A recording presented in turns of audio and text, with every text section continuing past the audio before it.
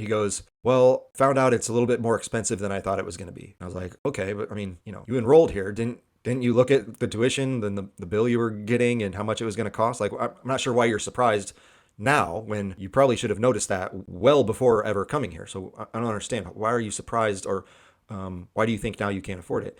And he goes, well, I had gotten a basketball scholarship, but now I'm seeing that there were actually other expenses involved that I wasn't aware of, and I just can't afford it. And so, I just don't think I'd be better off going back home. I was like, oh, well, where's home?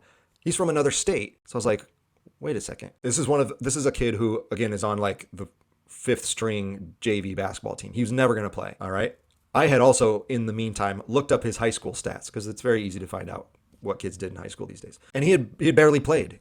Okay, he wasn't like a superstar basketball player in high school. He wasn't even a starter. He was not a good high school player. And I was like, so you got a scholarship to play basketball here? He's like, yeah, but it only covered part of it. So that's that tuition discount. His high school grades were very average. He was like a 2.5 student or whatever. So like not horrible, but certainly not great. But clearly he had been told, hey, you can come to our school and be on the basketball team and we'll give you a scholarship. And so this kid believed it. And so he left his home state, came all the way to our state, and now realized, oh, I'm not cut out for the academics. Like he wasn't smart enough to be in college. So he's flunking all of his classes. He's not a good enough basketball player to be on the team. And the tuition remaining on his bill was still too high. So now what's this kid gonna do? He's gonna go back to his state with no credits to transfer because he flunked all his classes. He never got any basketball experience because he wasn't good enough and didn't make the varsity team. And it was 10 grand or so in debt. Like we made that kid's life worse. Like when colleges or coaches or whoever is trying to pull these kids in and go,